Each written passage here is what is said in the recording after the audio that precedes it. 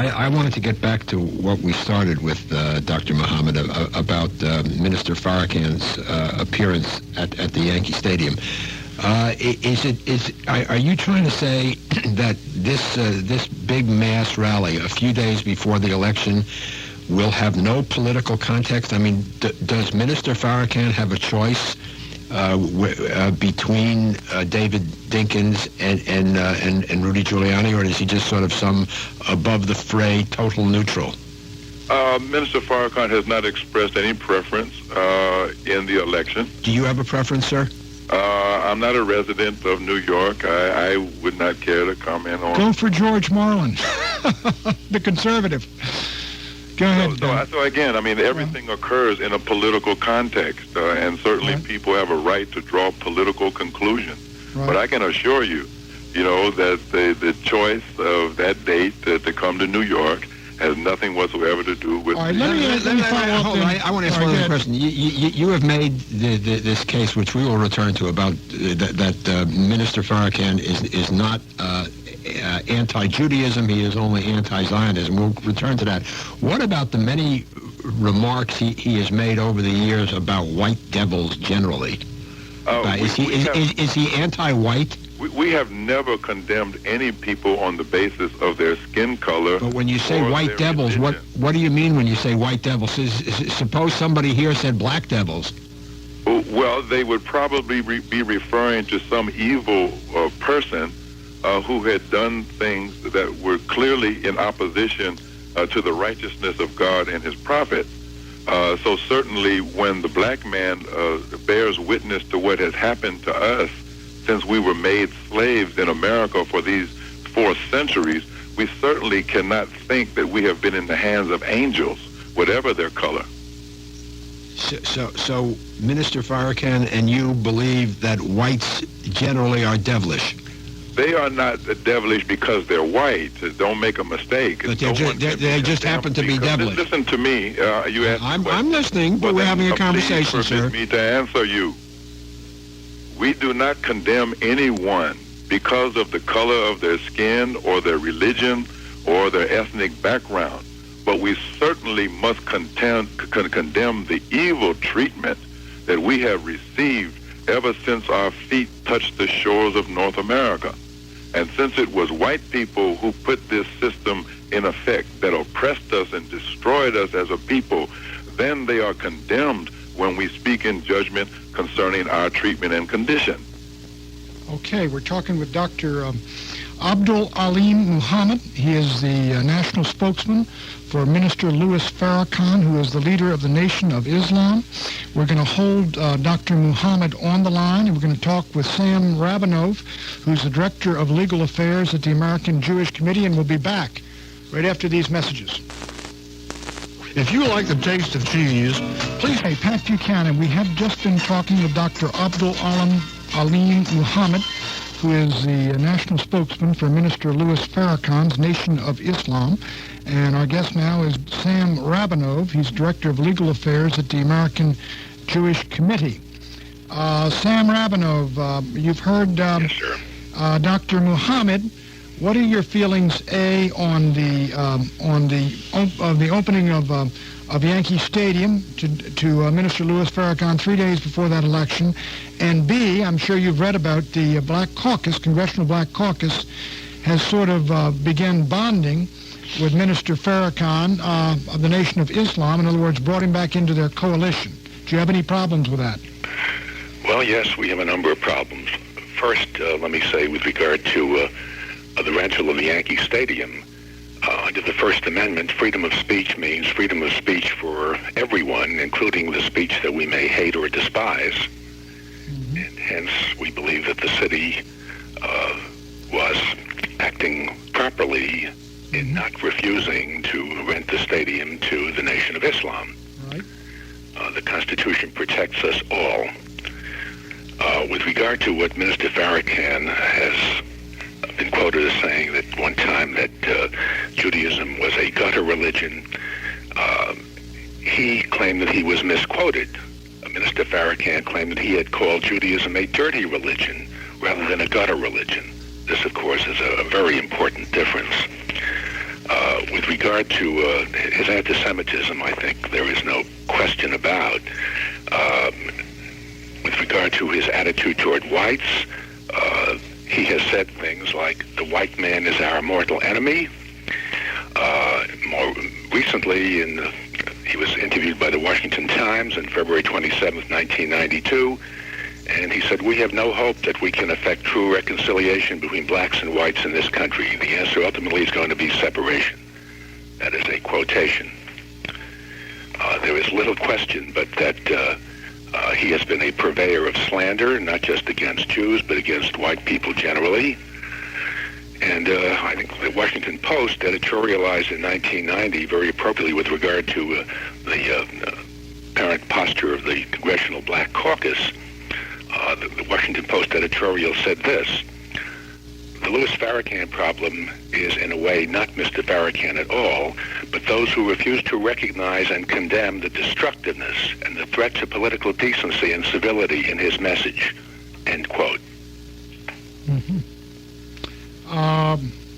Okay, then it would be your view, Sam Rabinov of the American Jewish Committee, that it is not a single quote of Minister Farrakhan's that's reflective of his beliefs and convictions, but it's a whole series of them which are distinctly anti-Jewish and anti-white over a long period of time. Let me ask you, if you have allies and friends, the Jewish community does, because it's by and large Democratic, in the Democratic Party.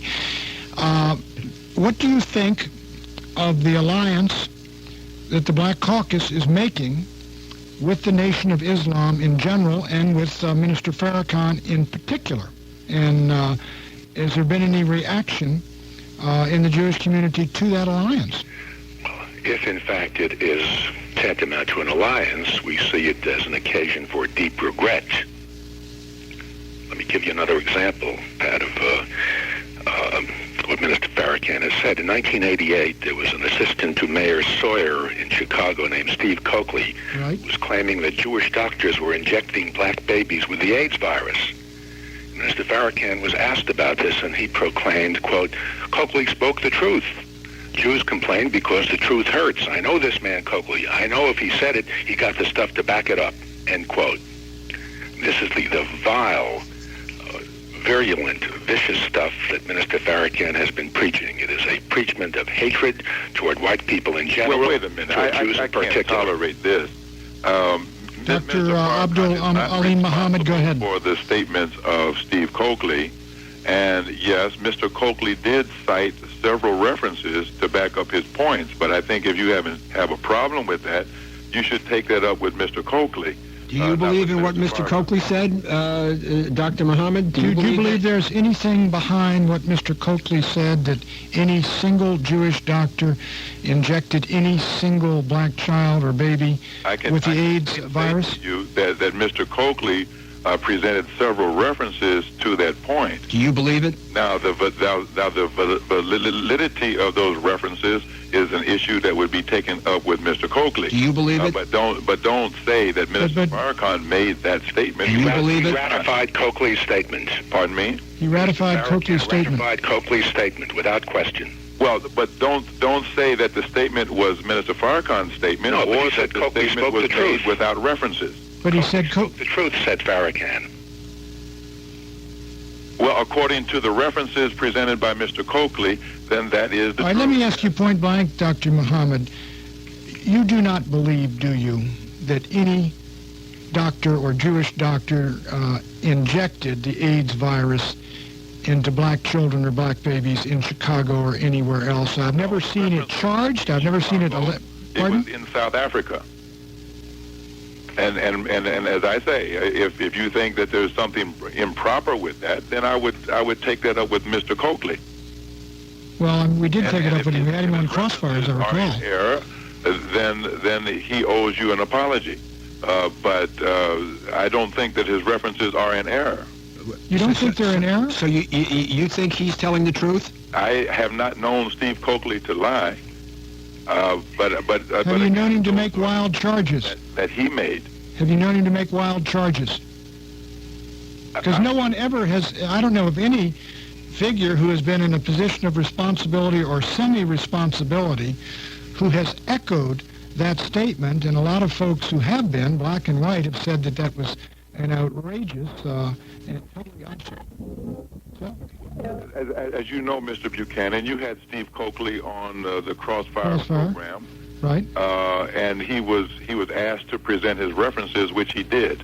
Now, I don't know whether you found those satisfactory or not. But you did, Dr. Muhammad. I have not read his references. All right. How do you answer Mr. Rabinov's points that it is not simply the single statement about the gutter religion or dirty religion, and whether it referred to Zionism or not, that there is a consistent pattern of statements that are not simply condemning the role that whites had in slavery, but condemn white people in general and Jewish people in particular, and that are consistent and over a period of years? Well, I think that anyone who is a student of history and analyzes the condition of black people today realizes that the roots of our condition go back into the past 4 to 5 centuries, and that clearly it was the actions of whites from Europe, both Christians and Gentiles, that had a lot to do with the production of the. That calls, Dr. Muhammad, for a condemnation of slavery and all who were involved in it, Absolutely. whether they were blind to what they were doing or not. Absolutely. But it doesn't call for a condemnation of white people today, does it? Well, to the degree that people justified slavery on the basis of their whiteness. We have to understand that this country was erected upon a philosophy of white supremacy and still pretty much operates on the same basis. Dr. Muhammad, so to the degree that we have white citizens who subscribe to the principles of white supremacy, then they are to be condemned for that, and we certainly do that. We'll be back with more on Mr. Louis Farrakhan, Yankee Stadium, and the new Black Alliance right after these messages.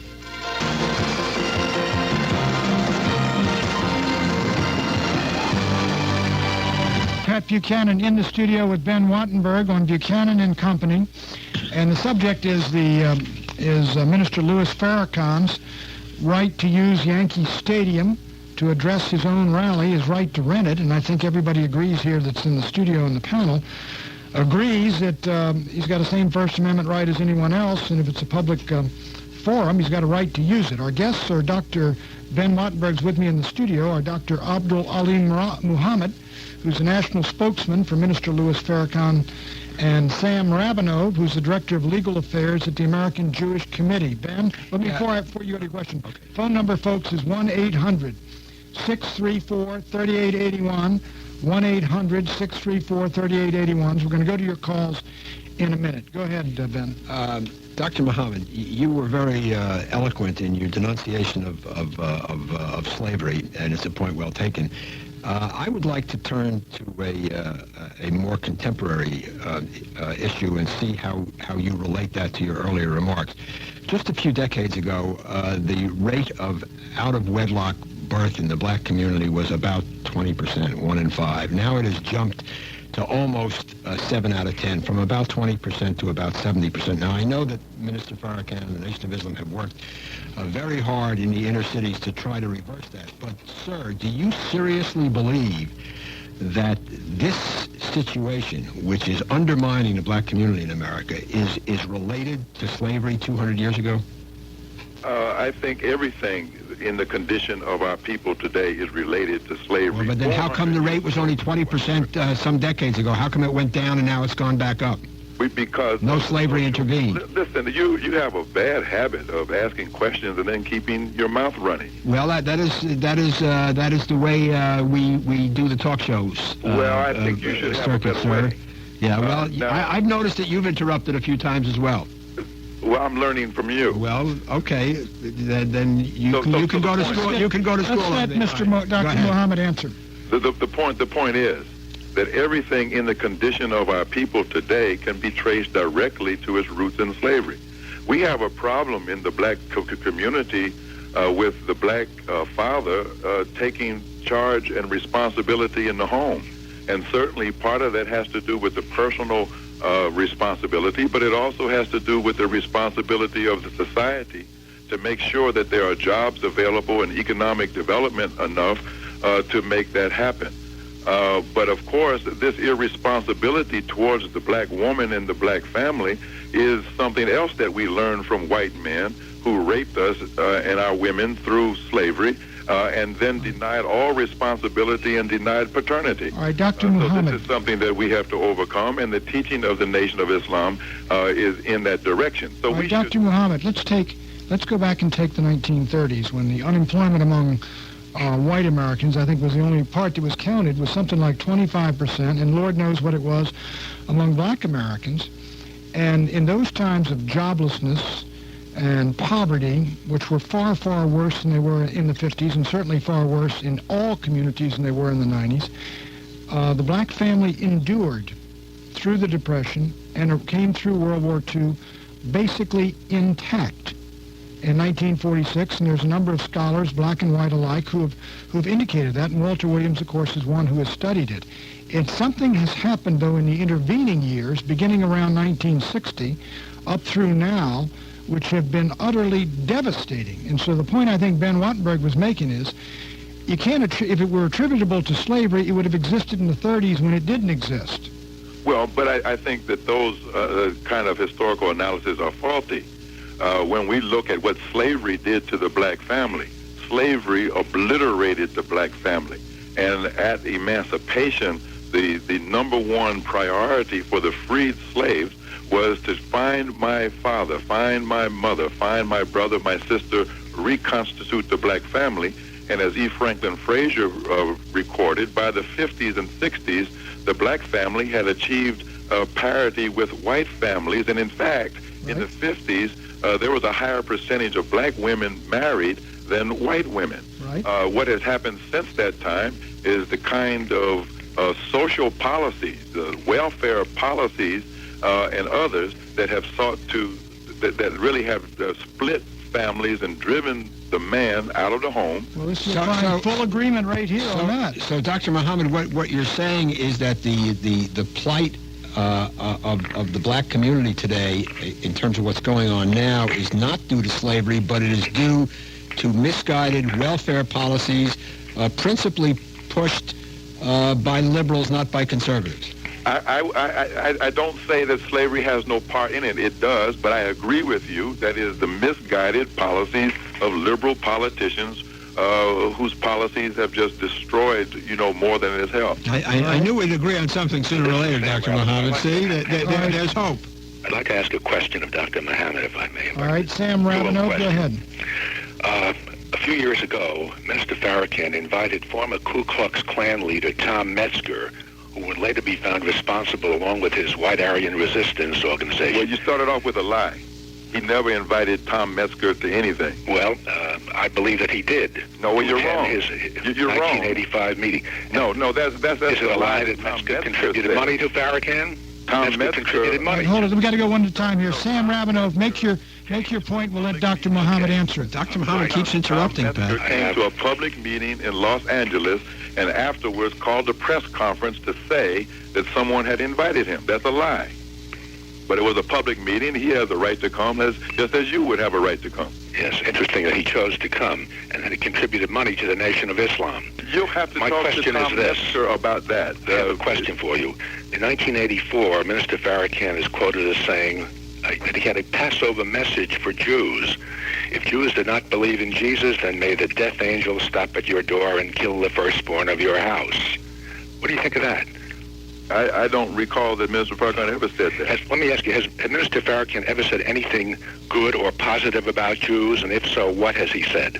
Or about whites? Well, this might disappoint you, but Jews have never been the centerpiece of what we talk about. We have it's very hard to believe when I read the speeches. Severe problems in our community, everything from drug addiction, crime, poor health, poor housing, poor education, to be spending all of our time worrying about what Jews say or don't say, or what they think or don't think. All right, let's go to Glenn. Let's take a call now. Let's go to Glen Ellen, Virginia. Go ahead, caller. Yes, thank you, Pat. I just wanted to state that we should have Louis Farrakhan there so the world can see his true colors. I also feel that when the African community blamed the white race for their problems, that half of the white race here fought and had great uncles and great cousins die to free them. And when you insult the white race, you anger the people that helped set you free. And slavery wasn't invented by the white man. It goes back to Africa. It goes back to Native Americans when they would raid villages and take women and take their children, incorporate them into slavery. So when you say it's a white thing, it's a human thing. Where's the black cry out for all the Jews that were killed in Germany, along with the Christians, the 3 million Christians that died in Germany? What about the Egyptians? Well, caller, I think we got your point. Because we got about 5 people here. Yeah. We're going to have to drop off the caller. Thanks very much from Glen Ellen. Go ahead, Dr. Muhammad. That Minister Farrakhan should be given a chance to show his true colors, because when he has that opportunity, then all people, whether they are black, white, red, yellow, Jewish, whatever their background might be, they will understand that he truly has a universal message of truth and has something positive to offer for all people. Is he, Dr. Muhammad, is Minister Farrakhan a normal Muslim now, I mean, just in a traditional sense, or is the Nation of Islam separate from the basic Muslim faith? All Muslims are the same in the basic principles of faith, and there is no difference at all. However, we are different because of our circumstances, because of the culture in which we are working. And so the strategies that we have devised to free our people from slavery and its aftermath make us appear somewhat different than you might find in the Mideast. What is your feeling about the, was it Muhammad X? Malcolm X? Malcolm X, excuse me. Well, he was one of the great success stories of the Nation of Islam. He was a young man that was denied all chances and opportunities by American society, as America continues to deny such opportunities to most black young men. Who assassinated him? Who assassinated him? Under the teachings of the Honorable Elijah Muhammad, reformed himself, educated himself, and became a great leader and statesman. But he was shot by the followers of Elijah Muhammad, was he not, or do you believe that? I think that Malcolm X was the victim of a conspiracy of the FBI.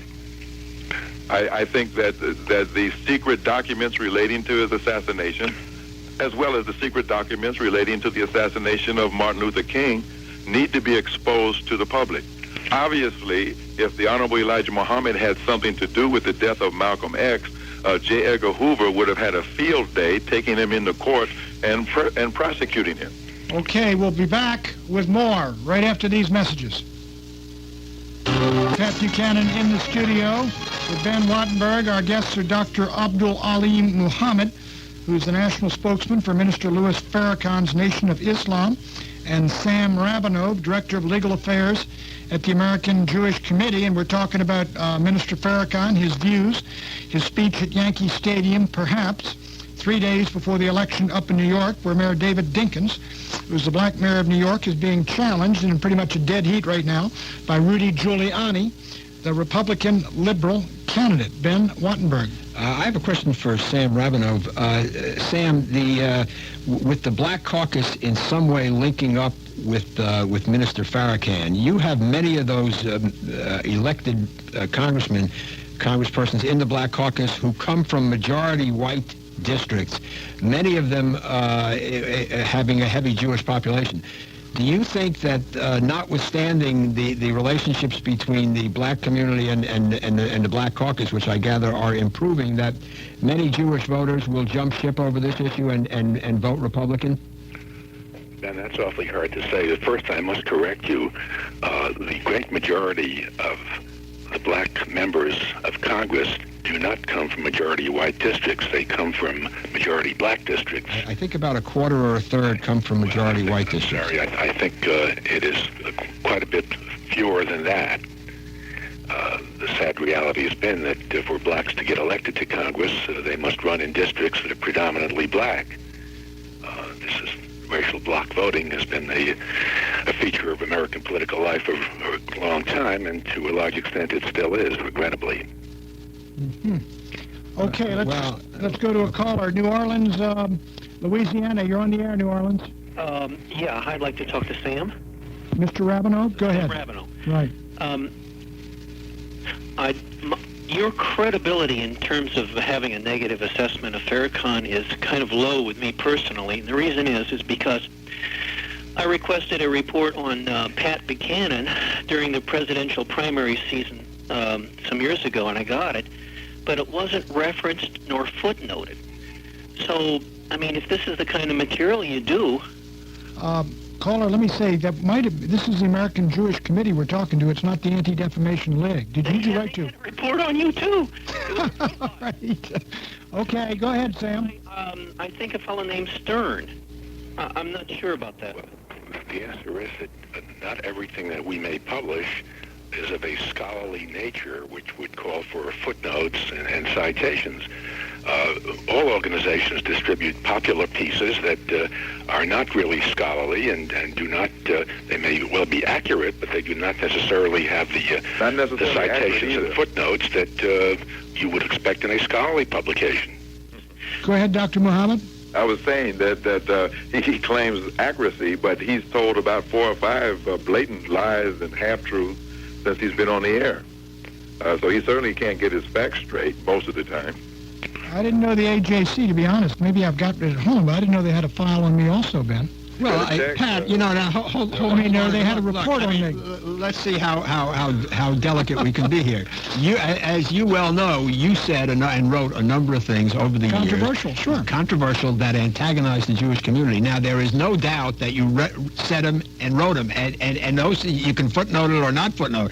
So the question of the scholarship as to whether you said a certain thing or not is sort of moot. The question is, and it's one that's been debated, and we can debate it someday if you'd like, is what you meant by it, what its implications are. I'm a pretty clear writer. No, but the actual statements, there's no big deal about what what Buchanan said and where he said it. You said it. You know that. Now, we can argue about what it means, but this whole thing, this is a red herring about the scholarship on it. All right, let's go to Cocoa, Florida. You're on the air.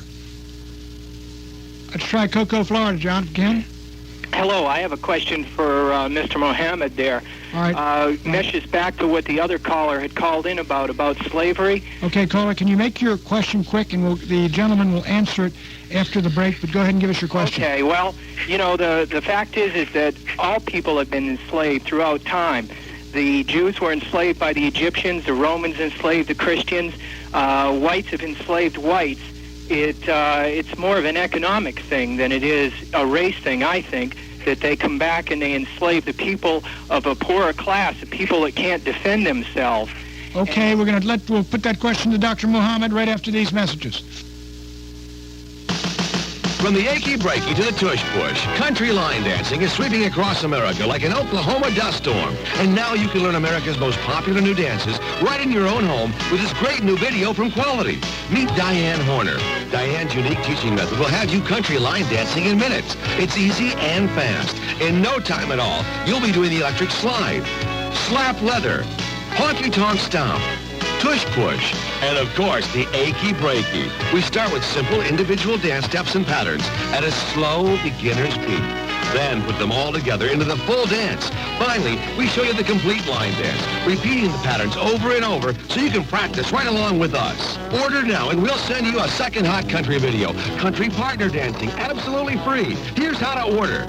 To receive Quality Special Products Country Line Dancing for only $19.95 plus shipping and handling, call 1-800-421-7999 today. Order today and get Country Partner Dancing free. Call 1-800-421-7999.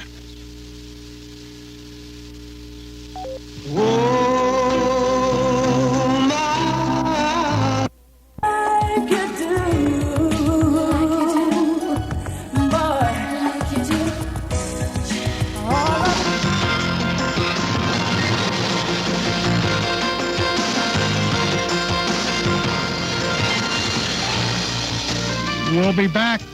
We are back. What am I talking about? We're talking Ben Wattenberg here with me in the studio. We've got a question out on the table, and the question was, I think, to Dr. Muhammad. And let me repeat it, Dr. Muhammad. It is, look, down through history, the Romans enslaved the Greeks. They enslaved the Christians. People have captured slaves through history. It's the Jews were enslaved by Pharaoh. How is it that this can have an enduring impact 5 generations later on people? Well, because no people in the history of the world have endured the kind of slavery that we endured, or for as long as we endured it. That completely obliterated our culture, our language, the knowledge of self and kind, the things that give us a peculiar identity in the world. And so that has happened. That's fact. That's history. But now what we have to discuss is what must be done to amend and to restore this people who were enslaved back into their original condition. But all right, Dr. Muhammad, if you take American blacks today, their per capita income, even if you include the underclass where there's a lot of problems and drugs and crime and all the rest of it, the per capita income is equal to that of Canadians. That is extraordinarily high in world history. It's extraordinarily high in relative terms. But if you take the black community in Africa that was never enslaved, nowhere does it even approach the income or the standard of living or the political freedom or the power or anything else that black Americans enjoy today. Now, everybody will agree they're not equal. Money, Mr. Buchanan. You say we have an income comparable to Canada's, but we don't have what Canada has. We don't have the hospitals. We don't have the institutions. We don't have the knowledge of business and economics and agriculture. But Dr. Muhammad, let me argue that point with you. Black Americans have more of that knowledge, a greater access to these than any black folks in any sub-Saharan country of Africa or anywhere else in the world. America, they're doing number one. No, that's not correct. We live in America, but we don't own any of America. You're there in New York. Which of the skyscrapers on the New York skyline is owned by a black American? None. A lot of them are owned by pension funds that have black shareholders. Corporation is owned by blacks. You don't have any. But you got a right to build. You got a right to build. By blacks. Pardon? So what we're talking about are reparations so that the labor that we invested in this country, albeit involuntarily, be paid back to those who are the descendants of slaves so that we can become owners in the wealth of America. Then we would agree with you. Okay, Dr. Muhammad, we're going to have to cut you off there because we've run out of time. Dr. Abdul Alim Muhammad of the Nation of Islam, thanks for the time. Sam Rabinov of the American Jewish Committee, thank you.